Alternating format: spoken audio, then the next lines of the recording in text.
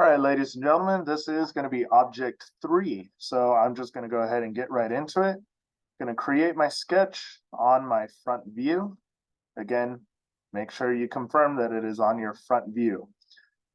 I am going to use the rectangle tool in 2 different ways this time. This one's going to be a little bit of a change because again, I'm going to show you additive modeling. Last time in the second file, that was subtractive modeling.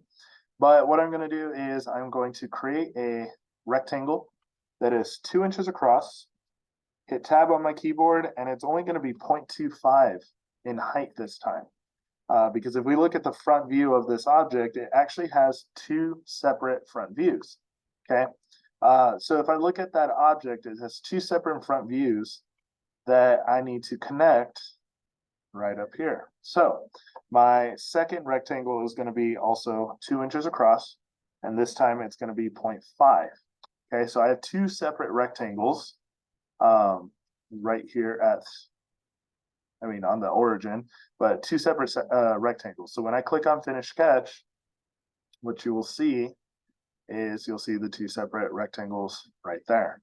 Okay, now this time I'm going to click on Extrude, but I'm going to extrude the bottom one only, 1.25, the full depth, and I'm going to hit enter.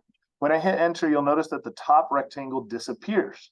Okay, what you need to do is you need to go over here to the browser and expand, using that arrow, the sketches folder. In the sketches folder, there's an eyeball that is shown hidden right now. If you unhide that sketch, it'll bring back your sketch so you can use it again. Click on extrude, and then now you could select that second sketch that we drew earlier. And this one is now only going to have a depth of 0.75. Hit enter, and there is my object. Okay, but you'll notice that you still see something weird back here. That's actually the sketch. Okay, your object is not wrong. The sketch is still showing right there. So if you want to toggle that off, just click on the eyeball again, and it will not show. Okay. So you can go ahead and save that. This one is going to be intro 3. Make sure it's in your drawing figures folder, and I'm going to click on save. And as always, we are going to create a drawing file from it. Drawing from design, Fusion template, and it's going to take me right into the drawing file. Once I do that, I'm going to change my scale to a size 2. Place my front view down, click OK. I'm going to click on the projected view, click on the front, create a top, a right, and an isometric view. And I'm going to hit enter or click on the green arrow. I need to make my isometric view shaded. So I'm going to click close now once I click on shaded. And then now I need to add in my dimensions.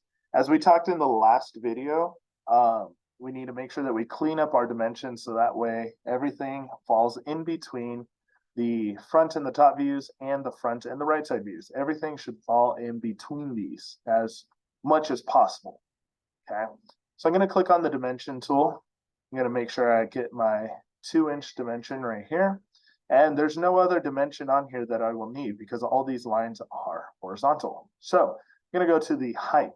And on the height, I want the full height of this object. So I'm going to go corner to corner, drag out a 0.75, and then I'm going to also drag out a 0.25. I do not need to drag out a 0.5 because simple math will tell us that that is the measurement.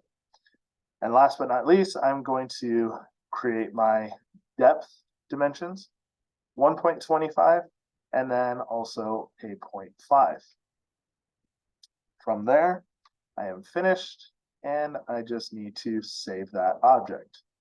Now, what ends up happening if you modeled your object wrong?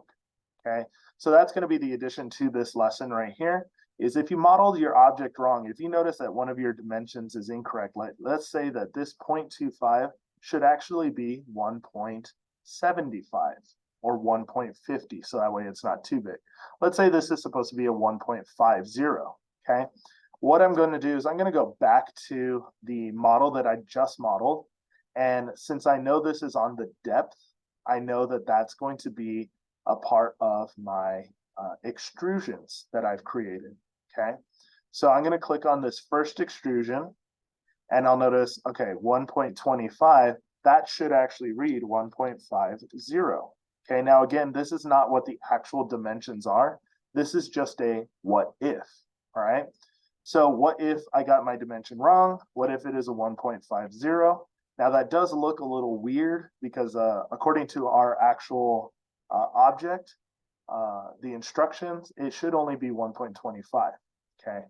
Last time, this is just a what if.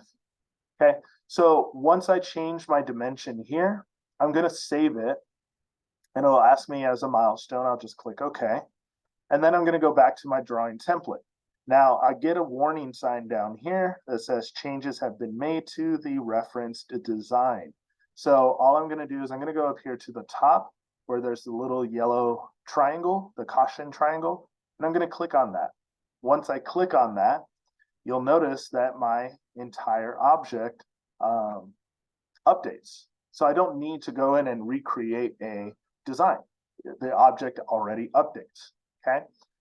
But this is not the actual correct. So I'm gonna go back and I'm gonna revert to the original dimensions, what I actually need for this lesson, okay? So I'm gonna go back here to the depth, change that back to 1.25, save it again, click on OK. And then I'll get that little yellow caution cone there again. I'll click that and it will re-update back to what it should be, okay? So just confirm 2 inches, 0.25 inch height, 0.75 inch height, and then a 0.5 and a 1.25 depth. From there, you can save it and then you are done.